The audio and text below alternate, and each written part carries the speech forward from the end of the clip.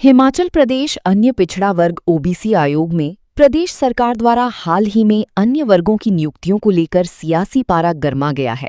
Bhajpa OBC मोर्चा के प्रदेश प्रवक्ता दिनेश निखिल ने आज ज्वाली में एक प्रेस वार्ता में इन नियुक्तियों पर कड़ा ऐतराज जताते हुए सुक्खू सरकार पर ओबीसी वर्ग के शोषण का आरोप लगाया है।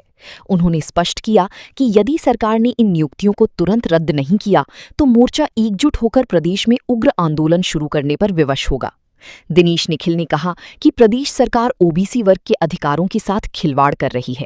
उन्होंने नियुक्तियों पर सवाल उठाते हुए पूछा, क्या हिमाचल प्रदेश में ओबीसी वर्ग के योग्य लोगों की इतनी कमी हो गई है कि सरकार को इस आयोग में दूसरे वर्गों के लोगों को शामिल करना पड़ रहा है? निखिल ने कहा कि आयोग का गठन जिस वर्ग के उत्थान के लिए किया गया है उसमें इसी वर्ग के लोगों को शामिल करना चाहिए, लेकिन उसमें उसी वर्ग की अनदेखी करना सरकार की मंशा पर बड़ी सवाल खड़ी करता है। प्रवक्ता ने स्पष्ट किया कि भाजपा ओबीसी मोर्चा का किसी भी अन्य वर्ग से कोई व्यक्तिगत द्वेष या विरोध नहीं है, लेकिन जहां ओबीसी वर्ग के हितों पर चोट होगी वहां ओबीसी वर्ग चुप नहीं बैठा जाएगा। उन्होंने चेतावनी देते हुए कहा, हम गलत के खिलाफ आवाज उठाना जानते हैं। अगर सरकार ने इन नियुक्तियों को तुरंत प्रभाव से रद्द नहीं किया तो हमारे पास कानूनी रास्ता अपनाने और आंदोलन करने के अलावा कोई विकल्प नहीं बचेगा। हमारा जो ओबीसी कमीशन है, जिसको जो हम हिमाचल अन्य पिछड़ा आयोग जो हमारा है, उसमें हाल ही में नियुक्तियां की गई हैं आयोग में, और वो जो नियुक्तियां हुई हैं वो उसमें अन्य वर्ग के लोगों को शामिल किया गया है, जो कि सीधा ओबीसी वर्ग के साथ सीधा शोषण हुआ है, जबरदस्त शोषण हुआ है और बहुत ही दुर्भाग्यपूर्ण है। मौजूदा सरकार ने ये जो नियुक्तियां की हैं ये बहुत दुर्भाग्यपूर्ण है।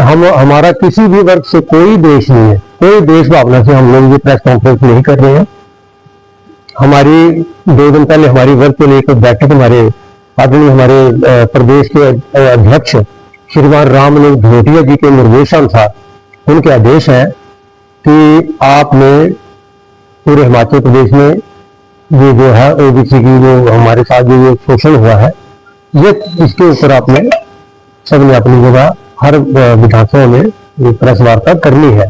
इसलिए हमने भी यहाँ ज्वाली में जो है ये स्थान रखा और बहुत दुर्भाग्यपूर्ण है। उनका देश था हमारे श्री रामलोक धनोटिया जी प्रदेश के अध्यक्ष, और बहुत दुर्भाग्य से मुझे ये कहना पड़ रहा है कि हर बार मौजूदा कांग्रेस पार्टी की सरकार में हर तरफ ओबीसी वर्ग का शोषण किया जाता है।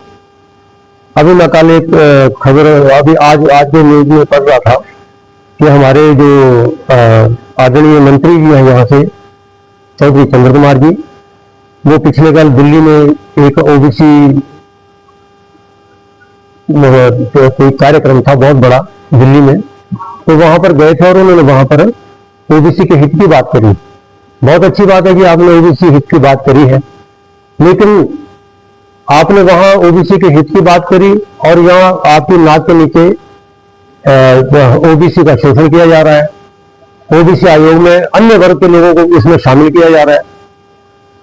नियमानुसार जो ओबीसी वर्ग है, ओबीसी कमीशन है, उसमें ओबीसी वर्ग के लोगों को ही शामिल किया जाना चाहिए।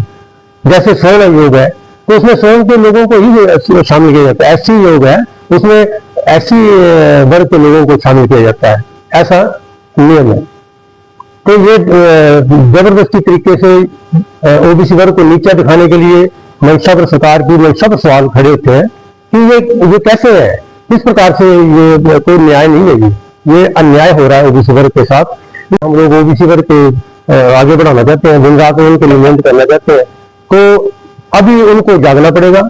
ओबीसी वर्ग को सबको संगठित होना पड़ेगा और सबको इकट्ठे होकर के इसके ऊपर कार्रवाई करवानी पड़ेगी, नहीं तो आने वाले समय में ओबीसी वर्ग को बिल्कुल निराशा हाथ लगेगी। हमारे लोगों को एकजुट होना ही पड़ेगा। तो मैं ये कहना चाहता हूँ कि हमारा किसी वर्ग से कोई द्वेष नहीं है, और बात यही है कि ओबीसी वर्ग को न्याय दिया जाए। ये बहुत बड़ा मुद्दा है और पूरे हिमाचल प्रदेश में आने वाले समय में इस मुद्दे को जोर शोर से उठाया जाएगा।